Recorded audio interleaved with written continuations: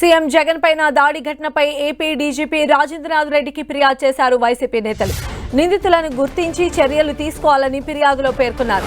చంద్రబాబు రెచ్చగొట్టే వ్యాఖ్యలు చేస్తున్నారని వైసీపీ ఎమ్మెల్యే మల్లాది విష్ణు ఆరోపించారు. సోషల్ మీడియాలో విష ప్రచారం చేస్తున్నారని మండిపడ్డారు.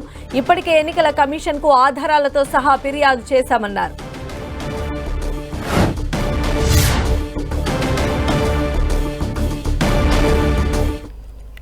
కాంగ్రెస్ పార్టీ డీజీపీ గారిని కలిసి వైఎస్ జగన్మోహన్ రెడ్డి గారి మీద జరిగినటువంటి హత్యా ప్రయత్నం మీద దాడి మీద దీన్ని త్వరితగతిన దోషుల్ని పట్టుకోవాలి అని చెప్పని కోరడం జరిగింది. యాక్షన్ తీసుకోవాలని చెప్పని కోరడం జరిగింది. భయభ్రాంతులకు గురి చేయాలి అని చెప్పని ఒక పక్క ప్రణాళికతో జగన్మోహన్ రెడ్డి గారి మీద దాడి చేయాలి, హత్యా ప్రయత్నం చేయాలి, హత్య చేయాలి అని చెప్పని ఒక దుర్బుద్ధితో రాత్రి జరిగినటువంటి సంఘటనగా భావిస్తూ ఉన్నాం.